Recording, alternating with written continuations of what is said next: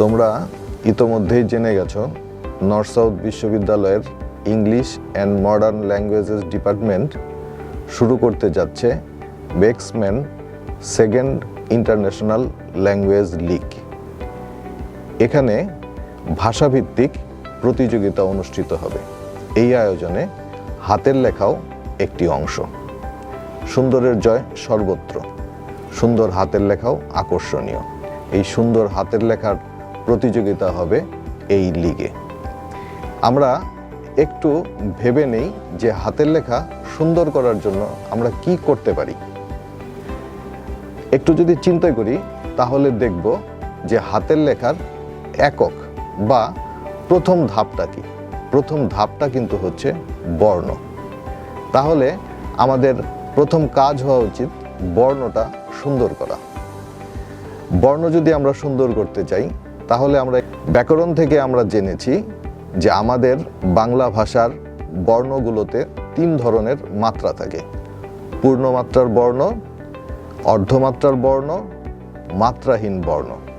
আমরা প্রথমত যখন বর্ণগুলো লিখব তখন নিশ্চিত হয়ে লিখব যে কোন বর্ণের মাত্রা কোনটি।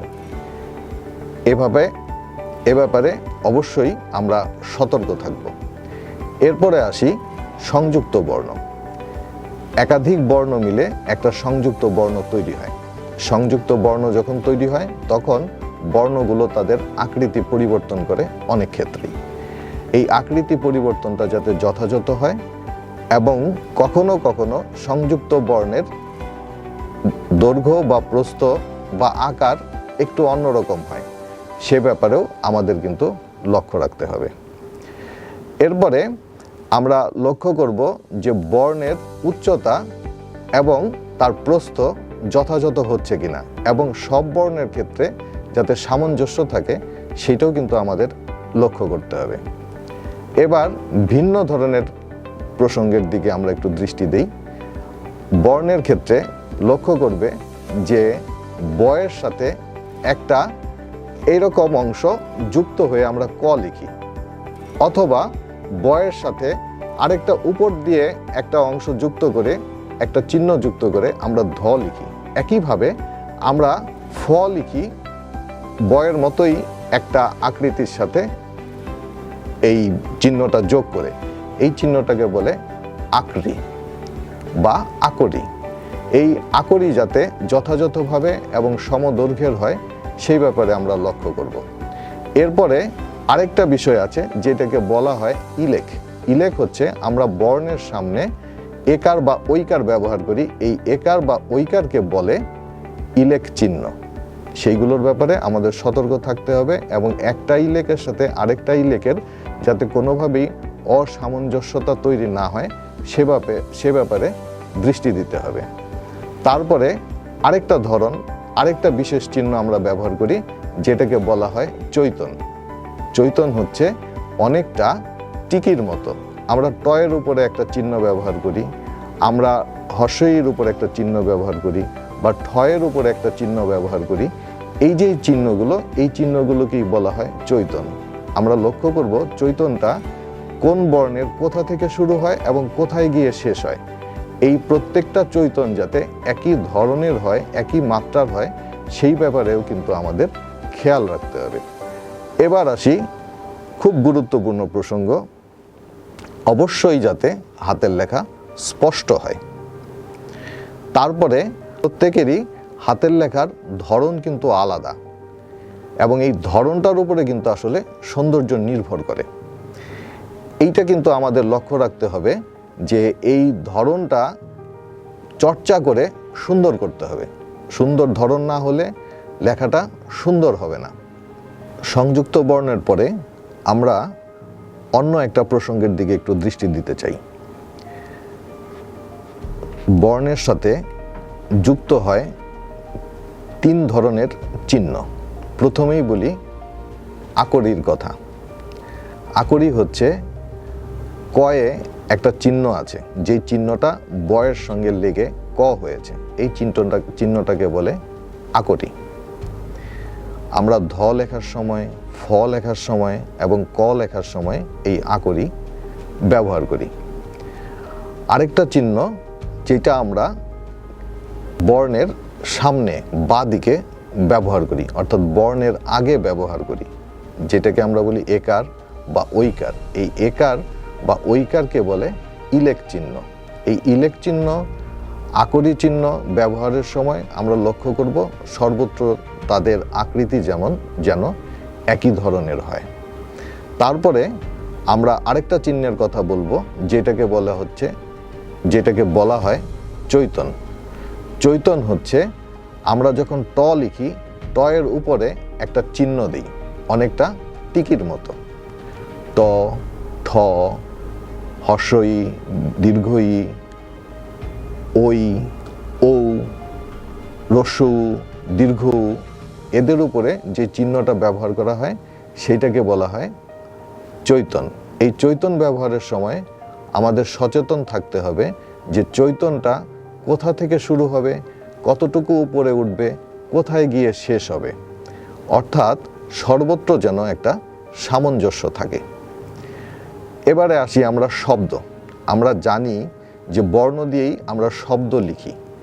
এই শব্দ লেখার সময় আমরা লক্ষ্য করব যে একটা শব্দ থেকে আরেকটা শব্দের যে দূরত্ব, সেই দূরত্বটা সর্বত্রই যেন একই দৈর্ঘ্যের হয়।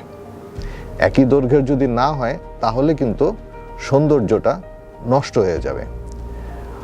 আবার এই যে কতগুলো বর্ণ দিয়ে একটা শব্দ আমরা তৈরি করছি, সেই সময় আমরা কিন্তু লক্ষ্য রাখব যে প্রত্যেকটা বর্ণ যেন সম উচ্চতার হয়, না হলে কিন্তু শব্দের যে সৌন্দর্য, অর্থাৎ বর্ণগুলো সমন্বিত হয়ে যে সৌন্দর্য তৈরি করে, সেই সৌন্দর্যটাতে কিন্তু ব্যাঘাত ঘটবে।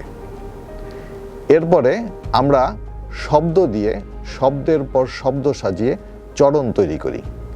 এই চরণ যখন আমরা তৈরি করছি তখন আমাদের মাথায় রাখতে হবে যে একটা চরণ যেখানে শেষ হচ্ছে, তার পরের চরণটা শুরুর মধ্যবর্তী যে অংশটা, সেই অংশটা যেন সবসময় সমান থাকে, এবং একটা চরণ থেকে আরেকটা চরণের মধ্যবর্তী যে স্থান, অর্থাৎ একটা চরণ যখন উপরে হচ্ছে, নিচে যখন আমরা আরেকটা চরণ শুরু করছি, তখন এই দুইটা চরণের মধ্যবর্তী যে স্থান, সেই স্থানের যে উচ্চতা, সেই উচ্চতাটা, অর্থাৎ মধ্যবর্তী যে অংশটা, সেই উচ্চতাটা যেন সমান থাকে।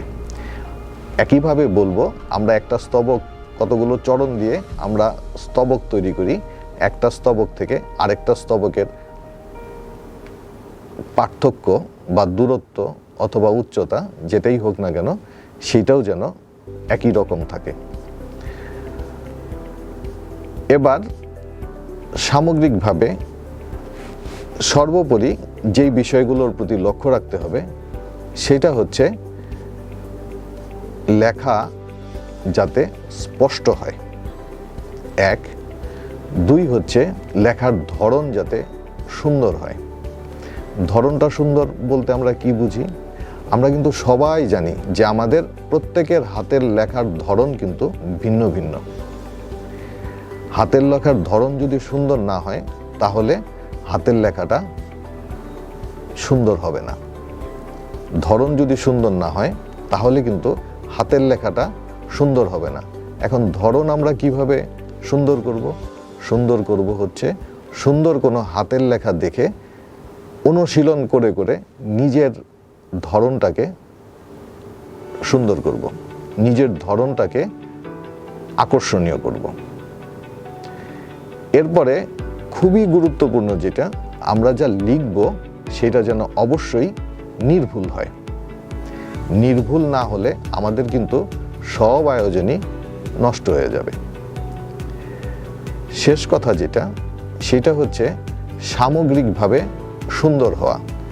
আমার চোখ বিচার করবে, তোমার চোখ বিচার করবে তোমার হাতের লেখাটা সুন্দর হলো কিনা। এইটি হচ্ছে শেষ পরামর্শ, শেষ উপদেশ। এখন এই যে সামগ্রিক বিষয়টি, এই বিষয়টিকে সুন্দর করার জন্য আমাদের করণীয় কি? আমাদের করণীয় একটাই, সেটা হচ্ছে অনুশীলন।